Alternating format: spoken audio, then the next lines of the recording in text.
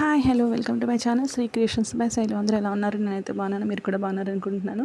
ఈరోజు యోగా డే కదా, అందరూ యోగా అయితే చేశారని అనుకుంటున్నాను. మేము కూడా యోగా అయితే పార్టిసిపేట్ చేసాము యోగాంధ్ర ఈవెంట్లో.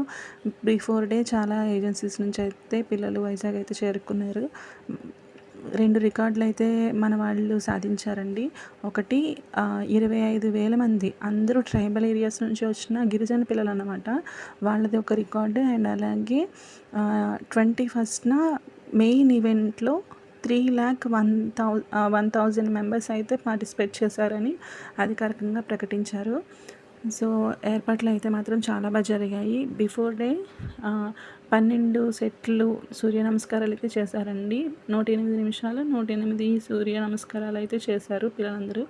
చాలా బాగా చేశారు. మనము ఒక 3-4 చేసేటప్పటికే టైర్డ్ అయిపోతాము, కానీ పిల్లలందరూ మాత్రం 108 చేశారంటే అసలు వాళ్ళ ఓపికకి, వాళ్ళ ఉత్సాహానికి కంపల్సరీ మెచ్చుకోవాలండి. సో ఈ విధంగా అయితే ముందు రోజు జరిగింది. నెక్స్ట్ డే మార్నింగ్ అయితే మా బాబుని స్కూల్కి 3 o'clockకి తీసుకురమ్మన్నారు. 3 o'clockకి చూసారా ఎంత ట్రాఫిక్ ఉందో. బస్సులు ఇంకా వస్తూనే ఉన్నాయి. చాలా బస్సెస్ అయితే వచ్చాయన్నమాట.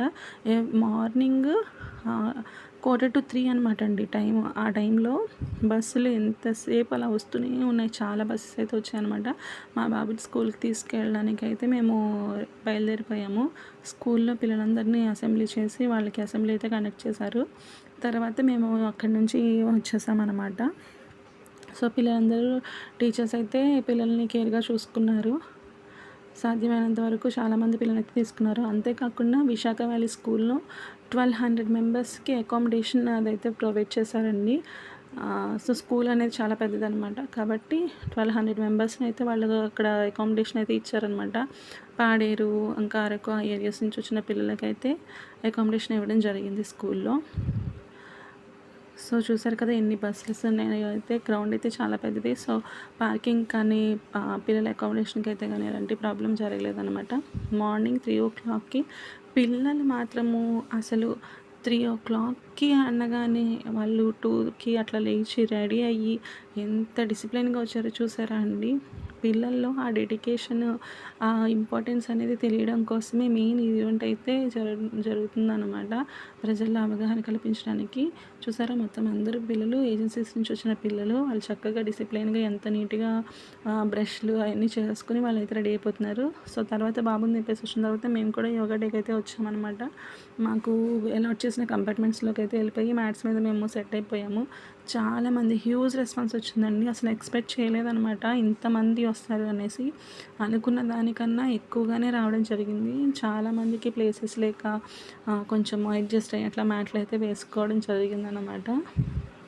సో వచ్చిన వాళ్ళందరికీ బనానాస్ అండ్ ముసాంబీస్, నెక్స్ట్ వాళ్ళు ప్రొవైడ్ చేసే కిట్స్ అన్నీ కూడా ప్రొవైడ్ చేశారు చక్కగా. ఈ విధంగా అయితే సెలబ్రేట్ చేశారండి. మొత్తానికి అనుకున్న విధంగా ప్రజలందరూ కోఆపరేట్ చేసి అనుకున్నదైతే సాధించాము. గిన్నిస్ బుక్ ఆఫ్ రికార్డ్ అయితే మనకి దక్కింది. చాలామంది అనుకుంటున్నారు దీనివల్ల యూజ్ ఏంటి అని అడుగుతున్నారండి. దీనివల్ల చాలా యూజెస్ ఉన్నాయి. మెయిన్ ఏంటంటే ఇప్పటి వరకు మన రాష్ట్రం ఎంత వెనక్కి అయితే వెళ్ళిపోయిందో అంత ముందుకు రావడానికి ఇది ఒక ఫస్ట్ స్టెప్ అనమాట. ఎందుకంటే చాలా కంపెనీస్ మనకి ఇన్వెస్ట్ చేయకుండా వెళ్ళిపోయాయి. సో ఇప్పుడు ఏంటంటే అందరి దృష్టి వైజాగ్ మీద పడుతుంది. సో ఇన్వెస్ట్మెంట్స్ వస్తాయి, అది ఒకటి. అండ్ నెక్స్ట్ హెల్త్ వెల్త్ అంటారు కదా,